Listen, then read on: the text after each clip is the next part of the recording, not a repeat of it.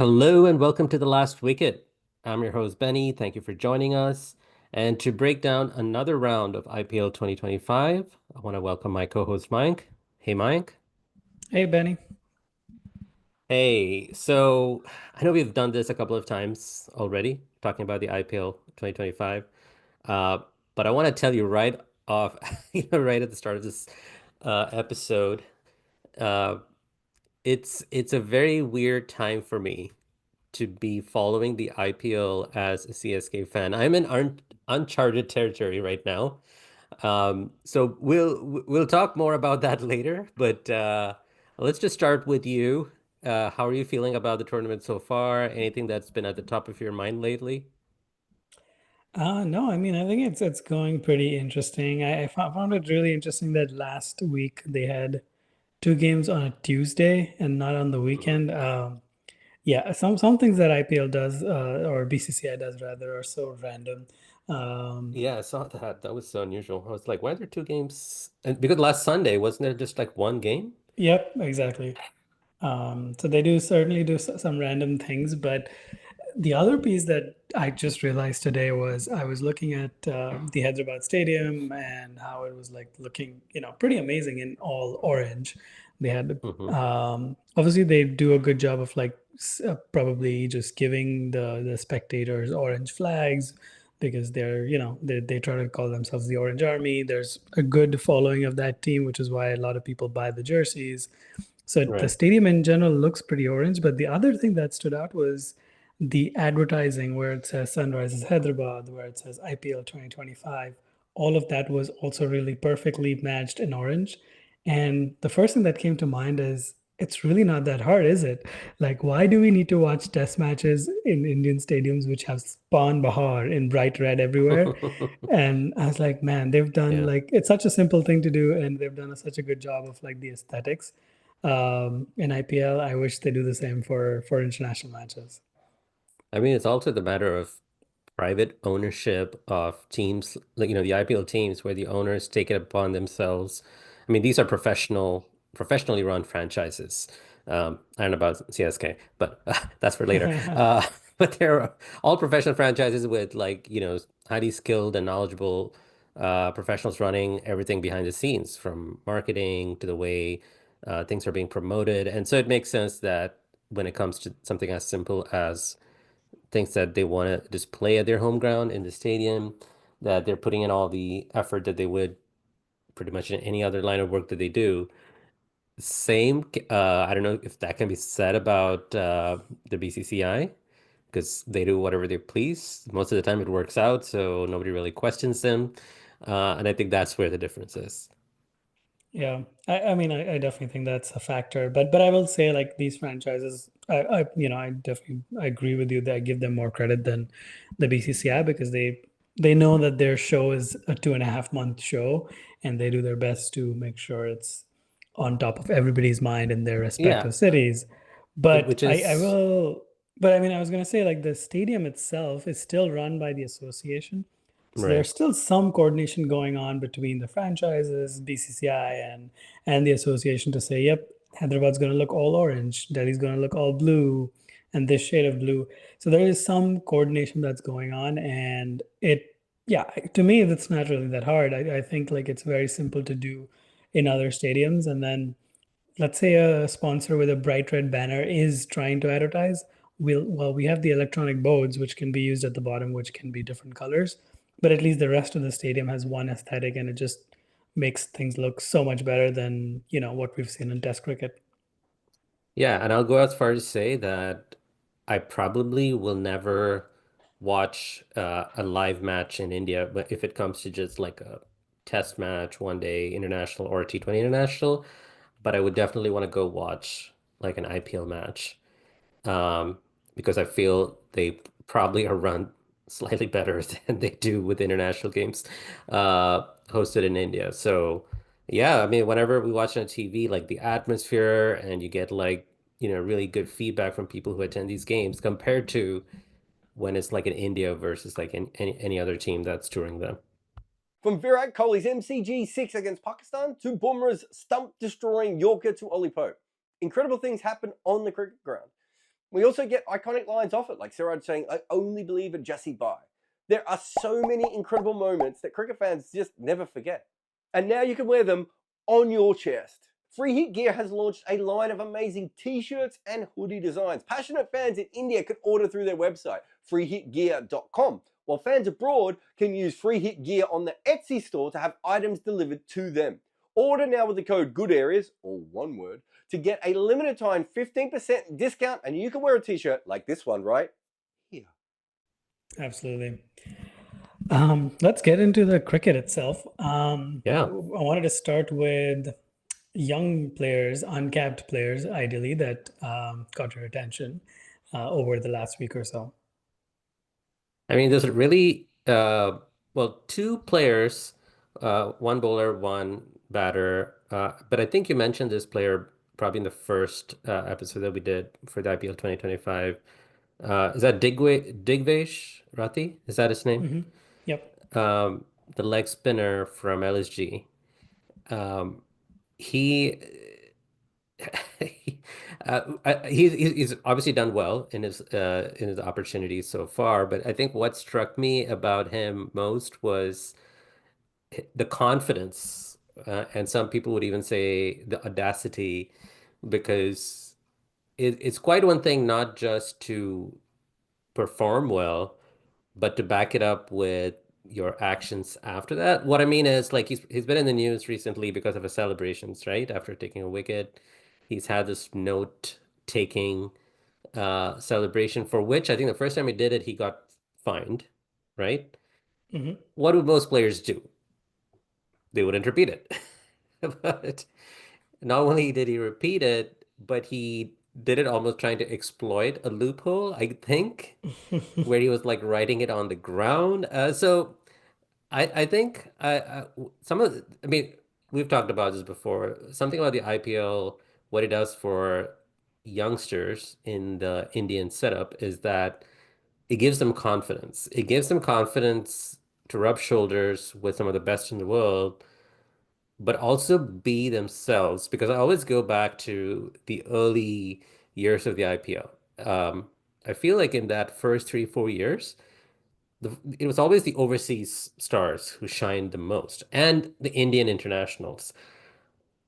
The first few years didn't really see a lot of Indian youngsters making the leap to like really high quality. We had probably random ones here and there, but only probably like in early 2010s onwards, we saw more and more, players who normally would have to work years and years in a domestic setup, like the Ranji Trophy and the Duleep Trophy, all of these, to kind of get an opportunity. IPL was suddenly like a shortcut to display almost like a trailer of their skills and get an opportunity. And I mean, even as recent as Harshit Rana, for instance, comes to mind. I'm not saying that he's not doing well in domestic cricket, but I feel like because of the IPL, you get a lot more than just bowling figures, or more than just statistics.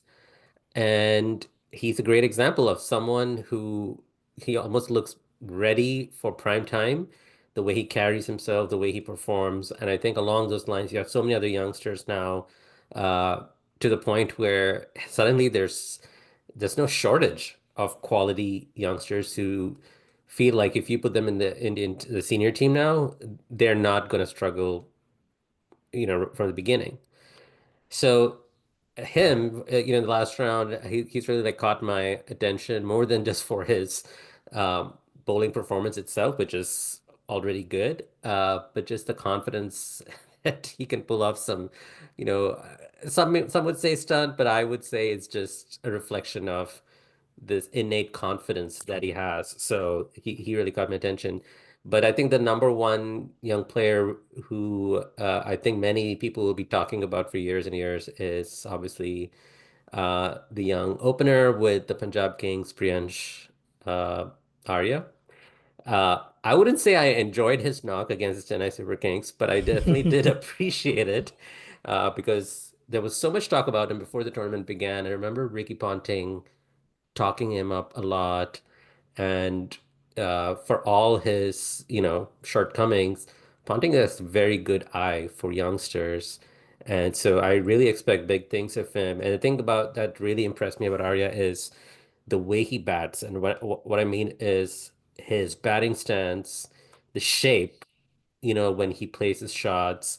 He just looks like a player who may go through a bad patch of form here and there, but he seems to have a decent and a very solid technique actually that more often than not he's going to be very consistent and actually get you runs um, against all sorts of bowling attacks. So he's really a good prospect. But again, I was just thinking, man, there's just too many. There's just too many quality openers at the moment, like fighting for the top spot in the T20 international setup that I don't know how he's going to get opportunities. So he just has to keep performing and keep hoping that Yeah. his opportunities come along the way. So yeah, these were the two that caught my eye in the last few games. Yeah, I couldn't agree more about these two. I think the interesting thing about Rathi was he actually got fined twice, I believe, for the celebration, and the third time is when he Hmm. decided to start writing on the pitch. And one thing that's very true, I had not thought of it until you mentioned it, was now it's a little more acceptable for people to do that. Because I remember 15 years back, not just for IPL, but Indian cricketers, somebody like Kohli would divide the opinion all the time because he was aggressive and he was just being out there, doing his thing.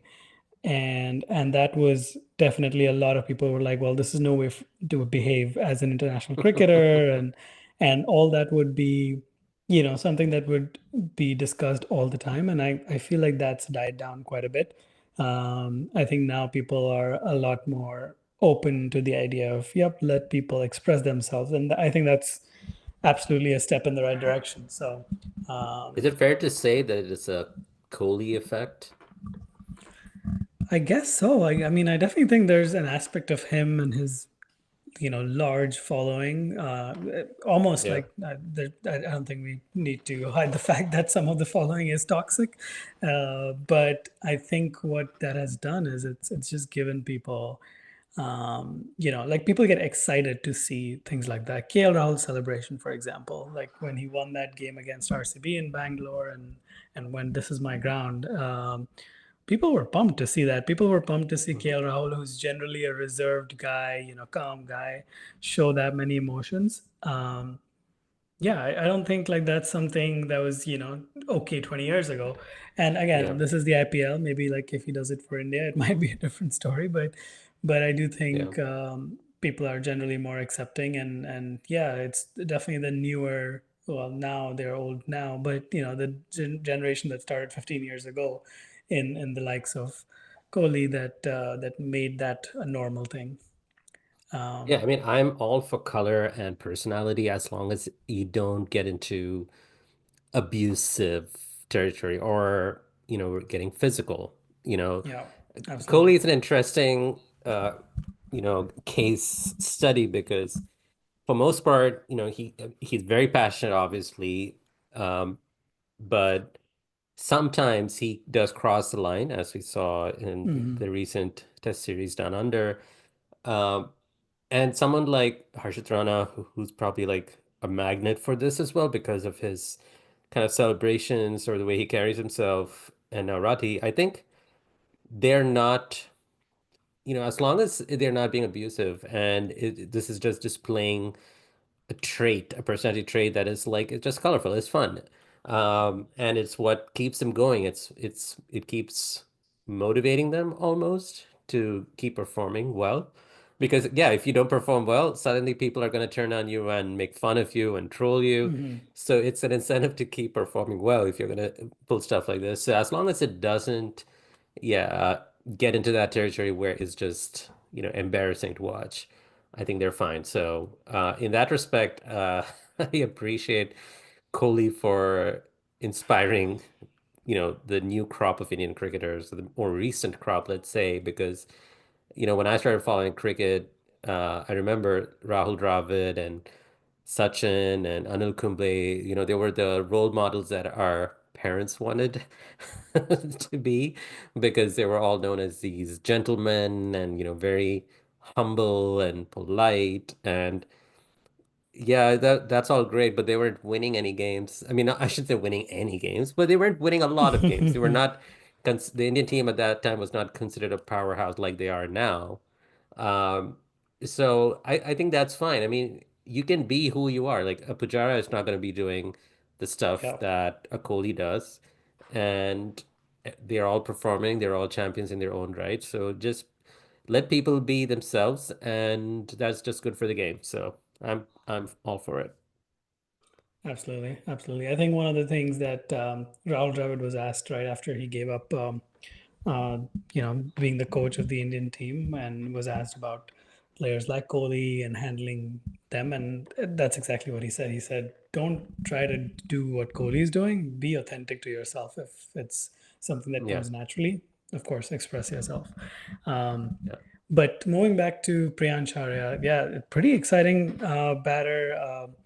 I feel like there is so much talent. Like I know that various states have done their own Premier League. So, for example, there was the Delhi Premier League, there was a Shere Punjab, and just the talent coming out of it is just insane. Like same with Madhya Pradesh Premier League, Tamil Nadu Premier League. All of these leagues have unearthed a lot of quality players.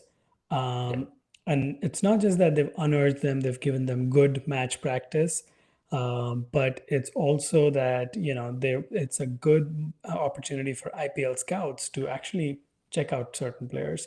Because if you think about it, if we only had the, Syed Mustaq Ali Trophy or the Vijay Hazare, it certainly restricts the number of people who can play those games because there's only one state side, and so the number of players that scouts can watch across is increased, many folds with these tournaments.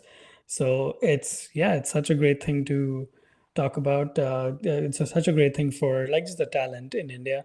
But the other piece that you mentioned, just the number of people in line to get in the Indian team, that always makes me laugh is because I always watch one of these performances like Priyansh Arya, and then I'm like, surely there's going to be an article next day somewhere which says he must be in the Indian team, and of course there was. And I'm like, Yeah, well, Shubman Gill, Shreyas Iyer, there's like so many great talents out there who are not even close to making the Indian T20 team.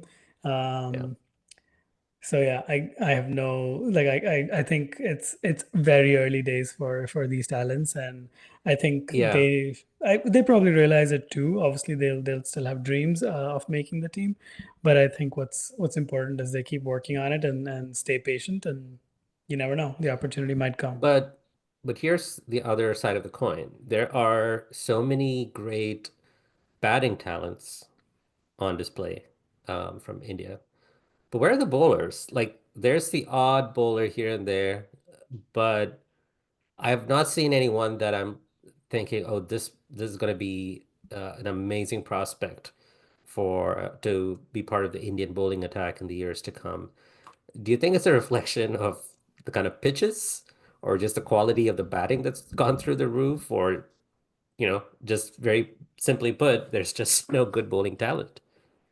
I don't think I agree with that. I definitely think the pitches are not making it easy for many of our bowlers. Well, not just our bowlers. Like, look at somebody like Marco Jansen and these foreign cricketers who are obviously very experienced. They are going for a lot of runs. So I don't think it's Yeah, necessarily the Indian bowlers which are taking a toll. Having said that, I mean, we look at the likes of Varun Chakravarti, we look at the likes of Vaibhav Arora in yeah, at KKR. There's Simranjeet Singh in Sunrisers Hyderabad, another really good talent. He's pretty quick as well. So there's definitely bowling there. I do think that the way the IPL has turned out more and more is it's become more and more batting friendly, and that's why it's the margin for error for bowlers is so tiny that it's easy for good bowlers to look ordinary every other day. I mean, if you think about it, like Gujarat Titans have Rashid Khan, and until the last game, he was having a relatively poor season. By his standards, like some people might take those, but by his standards, he had not picked a wicket in three consecutive games and gone for runs as well. So, like, it is just tough out there being a bowler in my mind. Of course, there'll be the odd pitch in Chennai or somewhere where things, which is which are tough to bat on, but for the most Yeah. part, it is really rough out there for bowlers. I do think there's enough talent, though. I do think like, and one thing I really enjoy what doing, and this is not IPL related, but I love watching random old cricket highlights. And if you watch an ODI from, let's say, 2005, and you watch the death bowling there, um, Mhm. like there's so many times I'm watching like just highlights, I'm watching maybe 41 to 50 overs, and if they show 20 balls, 17 to 18 are like overpitched. They're like missing the Yorker fairly consistently. So I think the quality of bowlers has just gone up for sure, but the power hitting has kept up with it. They're able to Yeah. clear the boundaries, even if it's a slight mishit, or they'll get an edge and it'll go past third man and they'll get a four, things like that, which is why scoring rate has continued to be solid. But like the quality of bowling, like I remember seeing MS Dhoni and Suresh Raina batting in a 2005 one day against England, and Jimmy Anderson was bowling one of the death overs, and Dhoni was able to like play the helicopter shot, and everybody was on their feet. And then I thought about it, and I was like, well, that would be overpitched. That would be smacked by every single good youngster in the IPL. So like I Yeah. think that the quality is there and it's improving for sure. Um, yeah, there's just like there's not as much scope with the pitches that we have. I'm just disappointed because I remember when someone like Umran Malik came on, you know, everyone is like the next space spearhead. I don't know if he's even part of any team right now. He may be, He but I is, haven't seen or heard him. Then we have Mayank, the other great Mayank. Uh, he's injured, right? I think, but Correct. he's expected to be back for the second half of the tournament for LSG. So even someone like him who seems promising, he seems to be injured more often than not. There are a ton of spinners. I mean, someone like Varun Chakravarti, I think, made his way back to the Indian team, not just by his domestic performances, but obviously the last season he had a great Hmm. season. Um, but I would really love to see some, the way that the emotions that someone like Priyansh Arya evokes, even if he doesn't have a realistic chance of breaking into the Indian squad anytime soon, the kind of emotions he evokes where you see him and you think, man, most teams would be lucky to have someone of his potential. I just don't get that same feeling when I watch a lot of the Indian bowlers. They are at best, they're like decent in the sense they can control the run rate and pick up a couple of wickets here and there, but you never get the sense, oh, this bowler is on, he's probably going to run through the side. He's got it into a great rhythm. It's just about negotiating his four overs. I don't get that. And I don't know how much of that is also like the limitations of the format where they don't really Yeah. get beyond four overs to really build and all of that. But yeah, it's just a wish that there Yeah. was more I, to look I forward to. I definitely think it's the format more than anything else because, like, if you think about it, if a bowler took, 1 for 38 and four overs, I don't think we would be writing or speaking about it as Yeah. we did for Priyansh Arya. But that's actually an amazing performance. Like, if you look at all the 200 plus scores we've had. I think we have to So, recontextualize these absolutely. figures. Absolutely, yeah. So I think that's one aspect of it, and yeah, I mean, I think it's like noticing the subtleties. I think that's how Harshit Rana got into the Indian team. Like he's not played more than 2 seasons in the domestic league, but yeah, IPL he like showed that he had pace. He could bowl up to 145, 148, and he had a good slower ball, good bouncer. Like he had all the ingredients, and then that's why he went to Perth and was part of a historic test win for India. Yeah. But yeah, obviously you can't expect that in white ball cricket, especially in T20 cricket. Yeah. All right.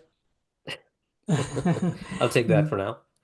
Moving on, the other thing that I found fascinating is we are recording on the 12th of April after the Punjab and Hyderabad match is done, and Mumbai and Chennai are dead bottom. That is not something I had expected. Mumbai in particular, I had high hopes of Mumbai in my in our preview, or in our first episode rather, I said I definitely think they're going to be in the top four. It's quite a contrast. So maybe Benny, I'll have you. DC, Delhi Capitals are on top of the table. 4 games in, fair enough. It's they haven't played like 6 games like Chennai have, so maybe that'll be a fairer kind of comparison once Delhi play 2 more games.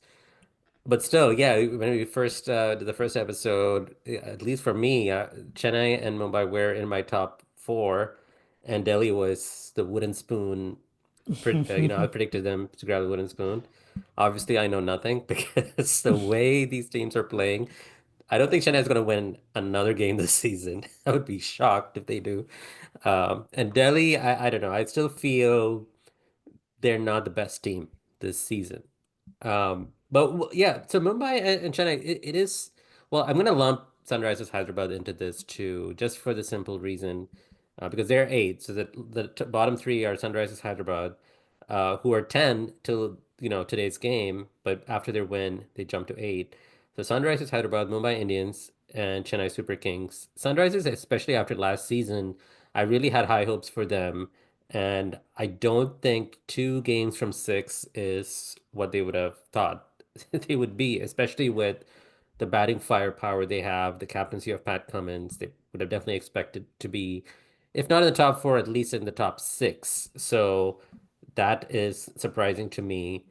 Mumbai Indians, again, even though they're number 9 at this point, it's only 5 games. At no point do they look like they're in a terrible shape because they still have very good players. They have top quality players. Even in their defeats, they're really fighting and are always on very close to winning as well. So there are some really close games for them.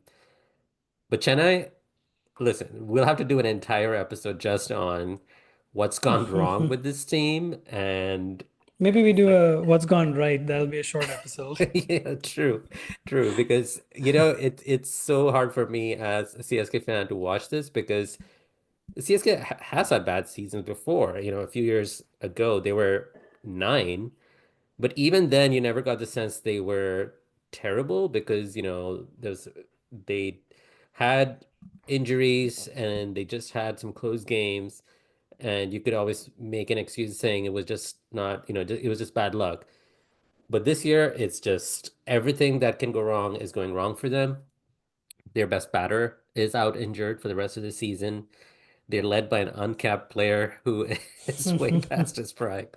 And when I was watching today's game earlier with Sunrisers and Punjab Kings, I was thinking, man, 5 years ago, like Chennai Super Kings and Mumbai Indians, they were like the trendsetters in the IPL, and teams like Sunrisers Hyderabad and Punjab Kings were considered one-dimensional, and now they're setting the pace. Punjab Kings scoring 245 and Hyderabad chasing it with like what, like probably like under 2 overs to spare or something. Yeah. And I was thinking how the tables have turned, where it's more exciting to watch a non-CSK game than watch CSK perform. Because with CSK, it's the way they're playing. They look completely devoid of any kind of confidence. It seems like they've forgotten how to hold a bat, and with the ball, they just seem to be just running and bowl whatever comes to their mind at that particular moment. Fielding, don't want to even talk about it. As a longtime fan, having seen some of their highs, and there have been some really good highs, this is easily the worst that they have performed in the entire history of the IPL. And so it is shocking at how badly they have fallen, but it has also exposed all of their faults that actually started way before the season. The way the squad was constructed, I genuinely believed the magic of Fleming and the way the team management would somehow extract match-winning performances from these players. But I think, unfortunately, it's been exposed because they just don't have the squad to bring them back into the season. So I think it's a fair reflection, and it will be shocking fans of Mumbai Indians and Chennai Super Kings to see where their teams are, but I feel like at least for Mumbai Indian fans, they have a lot more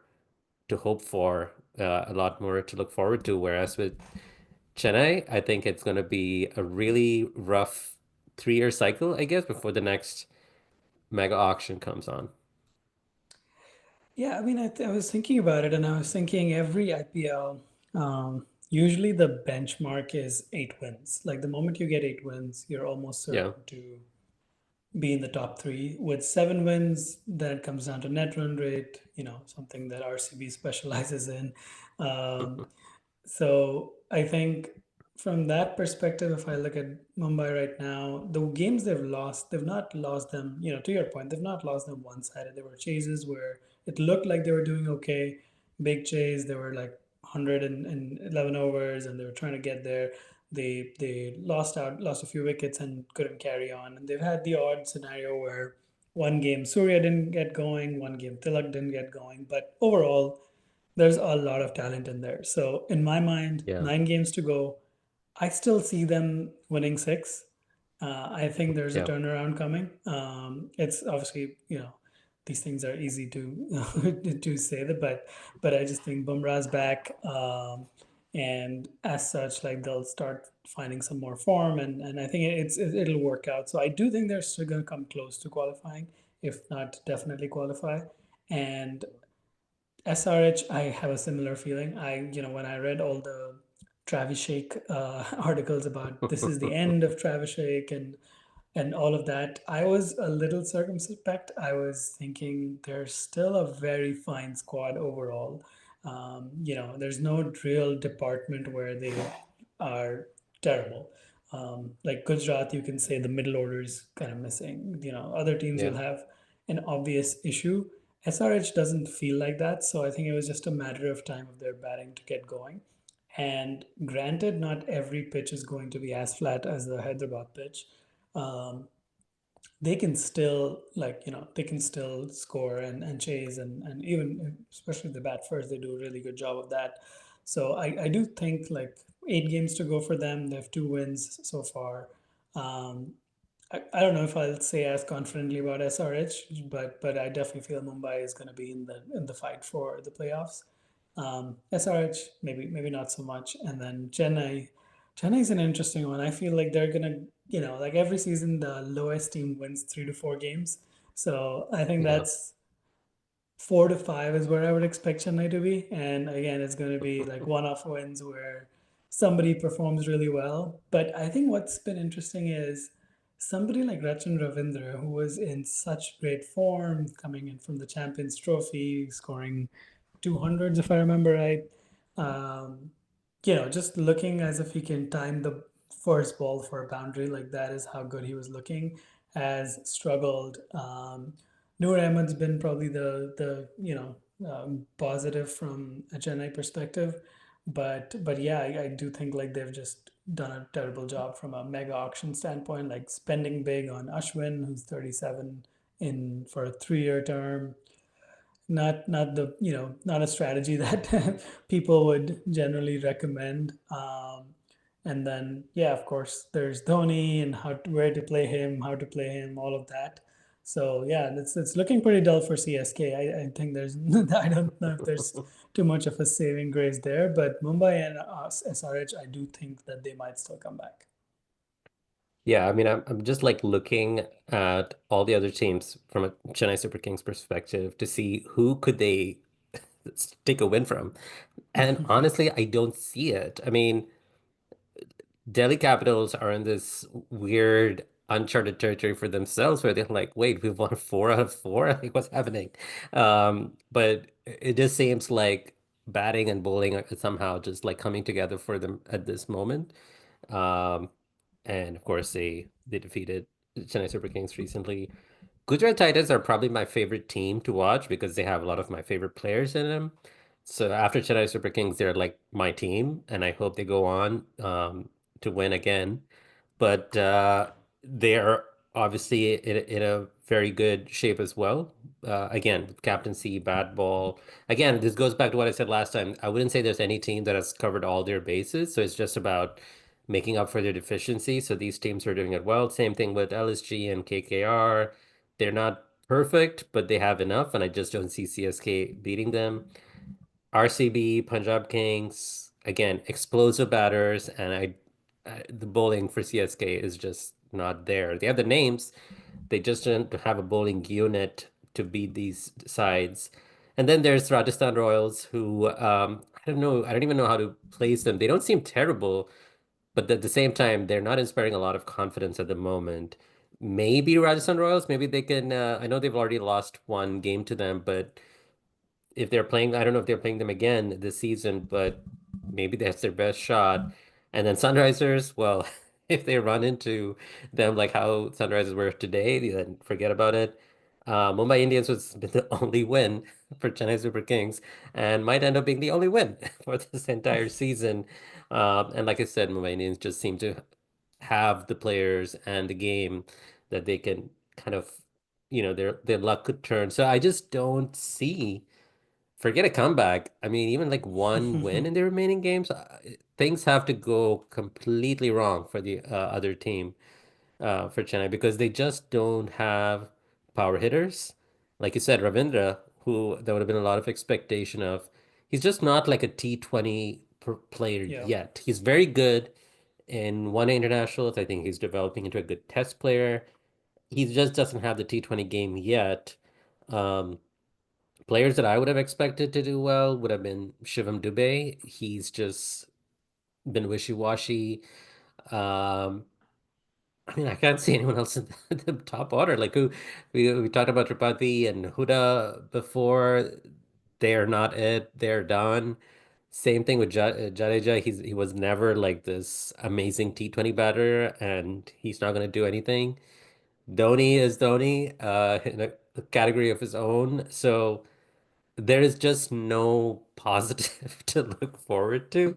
So as a CSK fan, I'm gonna have to suck it up and be like, all right, we had some good times, some glory days. Now we're gonna be wandering in the desert for a little bit, and hopefully in the next round, there will be better squad construction, and they'll put emotions aside and actually be professional about the way they run the team. I have to say that the only team that's really surprised me from a performance standpoint is Lucknow. And Yeah, yeah, I definitely didn't see them winning this many games. And the reason was like I just didn't see them having that experienced bowling lineup.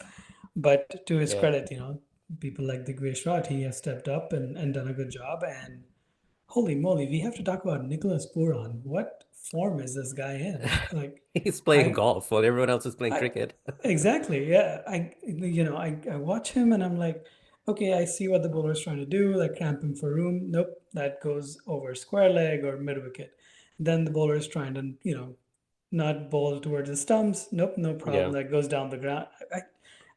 I don't know what he's doing. I have been like trying to watch more closely to figure out if he's, you know, if he's premeditating, but he's not doing that either. Like he's not doing what Travis Head and Abhishek do, which is move around the crease as much. He's doing none of that, but he's just got his timing down. And oh boy, it is a joy to watch. Like I don't even support Lucknow, it's but it is quite amazing to watch that.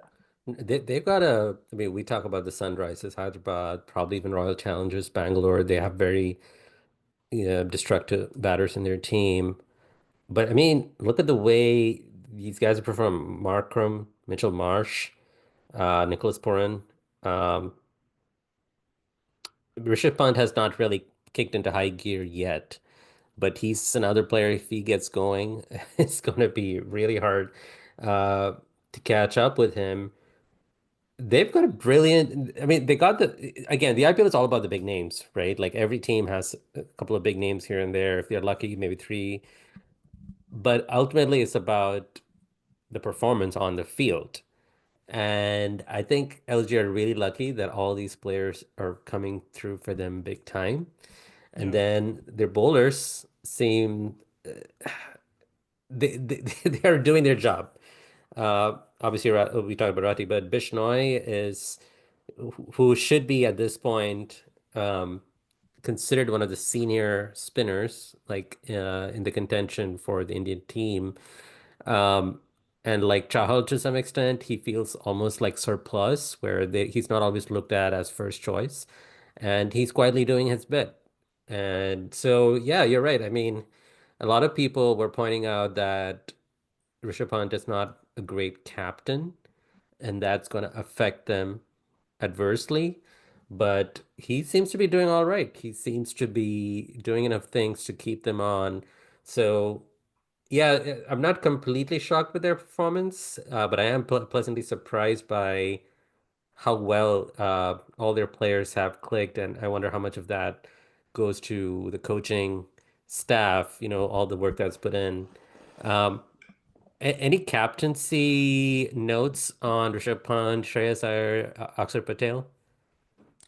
I think it's pretty early in the season, very honestly. I remember like having a discussion with somebody on Twitter where they were saying, "Oh my God, what is Akshar Patel doing?" In the first game that they played against LSG when they conceded over 200 runs, and my thought was, listen, it's his first IPL game as captain. He will take a little bit to get settled. I don't think it's that big a deal, and it's a pretty flat pitch. It's a high scoring ground. They end up Yeah. chasing that, and then suddenly that fan on Twitter was like, maybe I judged Akshar too quickly, and so I feel like a lot of the way we judge captaincy is results, and that's Hmm. not always fair. Like you can be a very good captain and just not have things going your way. um, and so yeah, if you look at Mumbai sitting at number 9, I don't think Hardik Pandya is a bad captain at all. I think he's a very smart Yeah. cricketer, smart player, a lot of experience behind him, and he has like Surya Kumar Yadav and Rohit Sharma in his ear all the time. um, but sometimes just performances don't click, so you can, as a captain or a coach, you can only do so much. Which is why I do think it's early. I mean, I think Shreyas Iyer has always been a solid, like, calm guy, very experienced. He's shown he's done a good job, but again, like when things don't work, like today, when they were easily losing after scoring 245, you could see his frustration, and that's expected. So I think it's pretty early days. I will just say that I still am not convinced that LSG is a great setup to be part of. Um, Mm. just there's been already in the whatever 5 6 games they've played, there've been a couple where the owner has already come down to the ground after the match and talking to Justin Langer and Rishabh Pant, Yeah. and yeah, I'm still shocked that that keeps He happening clearly believes in after. micromanagement. So, Yep. I was like shocked that that keeps happening after what happened with KL Rahul last season, and all of that. So yeah, I just don't think it's the best setup to be part of, which is why I will take everything that happens with LSG with a grain of salt when I think about Punt's captaincy.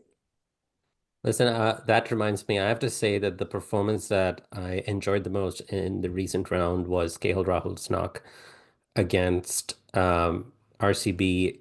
And I could feel like, when he hit that winning shot, the way he celebrated, and you mentioned that was uncharacteristic, you could almost feel that catharsis for him, right? Because, I mean, not just an incident with LSG, the team owner last year, but um, a lot of Indian fans don't give him credit, and maybe it's justifiable because for the longest time, KL Rahul himself believed that strike rate was overrated.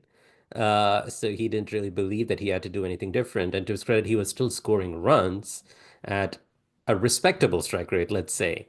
But this year, he's, with a new team. It sounds like he said he didn't want to be the captain, which is why he was not the captain of the team. Um, but there seems to be some freedom and clarity of thought, which is resulting in a very good season for him so far. Even before the game against RCB, he had a good knock against CSK. You can see he is being very intentional in his batting approach. He just seems to be enjoying his game again. And and that too, that knock was in Bangalore, his state, against former teammates. and it almost felt like a response to it almost felt like a response to RCB. It felt like a response to Sanjeev Goenka and his previous team, and to all the people who say that he's not fit to be in the T20 squad, and he doesn't take strike rate very important. Doesn't consider that very important. So it seemed very cathartic for him, and he genuinely seems to be like one of the nicest guys in the Indian cricket setup. So I was really pleased to see him, and just on its own merit, that was a great knock.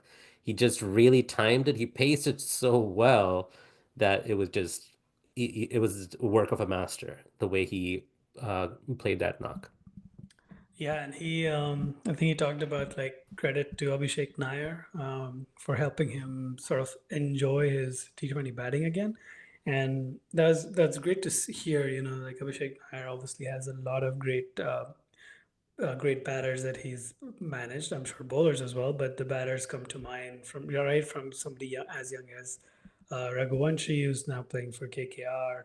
Hmm. So he's definitely a great person to have in that dressing room, in the Indian dressing room, and support people who are going through various phases. Whether you're somebody young or somebody like KL Rahul who's been around, long enough, but might be having a couple of odd years or something like that.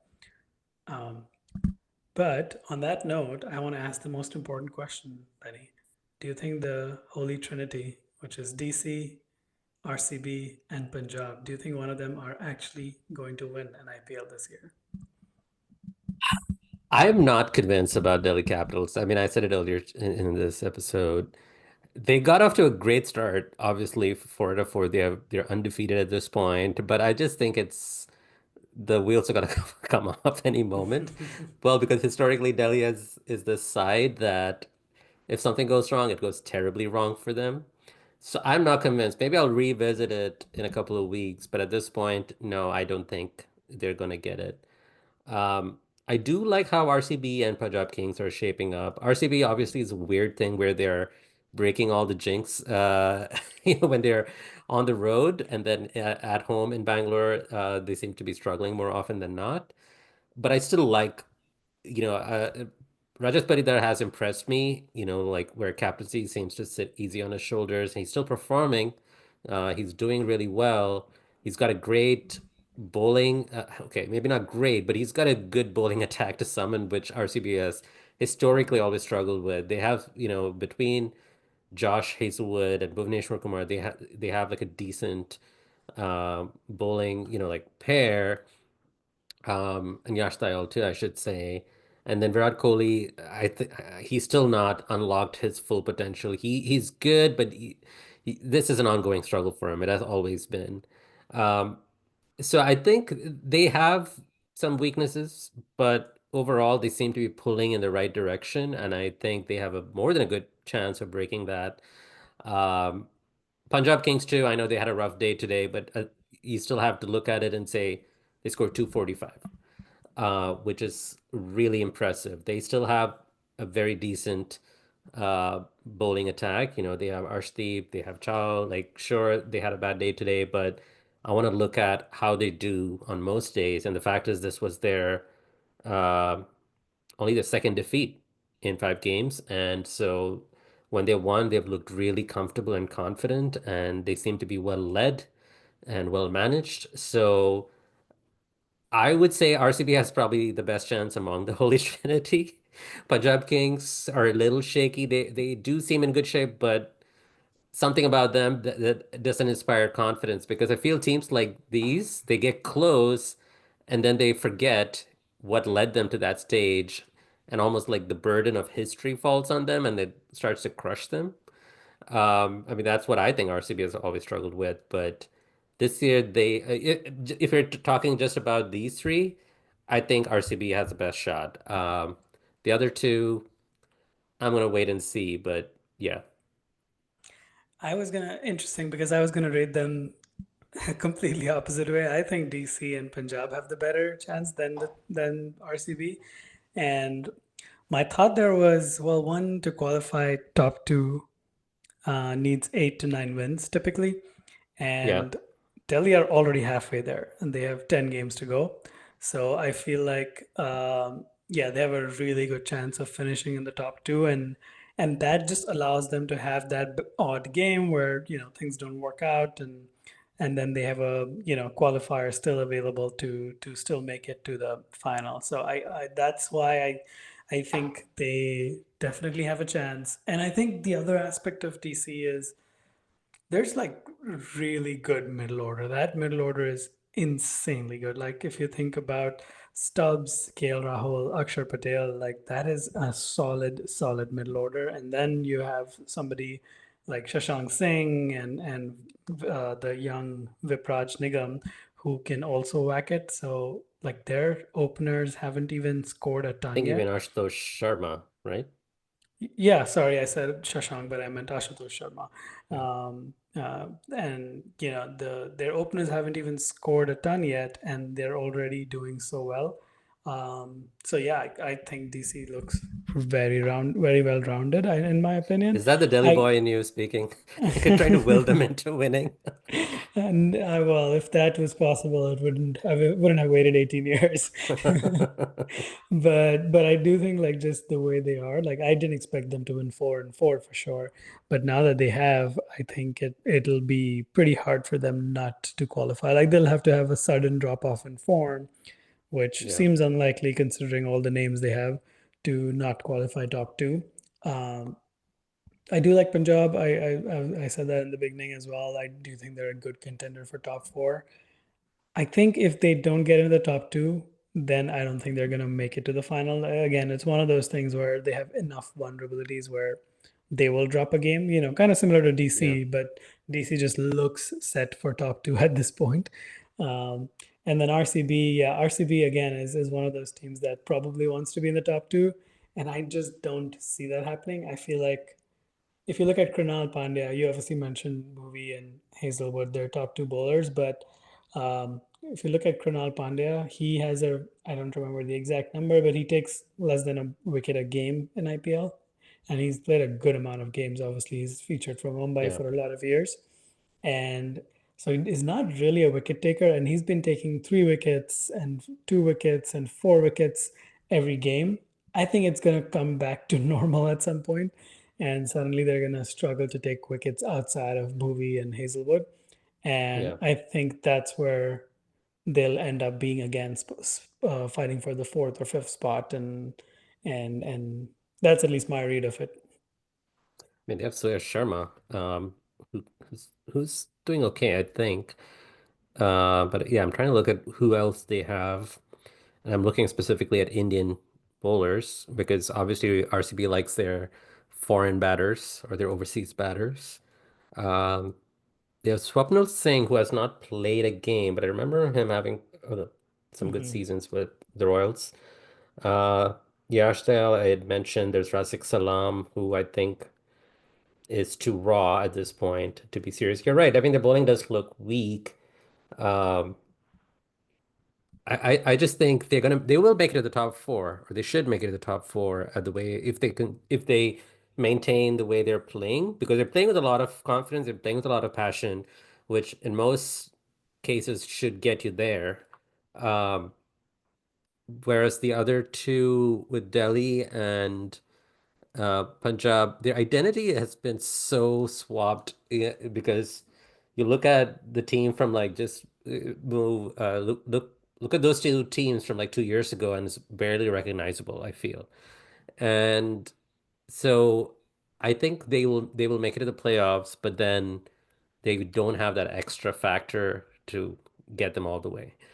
Again, this is coming from a person who said CSK will be in the top four and Delhi will get the wooden spoon. So I don't know. I'm not going to make predictions anymore, but this is just a sense that I'm getting.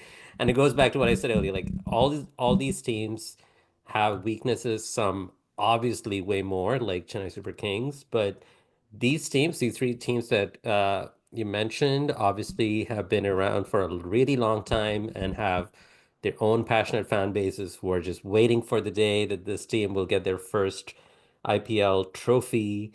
Um, yeah, it's just a matter of all the right pieces falling in place at the right time and going all the way. So listen, as the IPL, strange things have happened from time to time. So what's not to say that Delhi will win their first ever IPL trophy this year? Yeah, if you're listening and you're a betting man, don't listen to Benny. He doesn't have a Yes. good track Or record so listen to far. me and just go for the Do the exact opposite. opposite.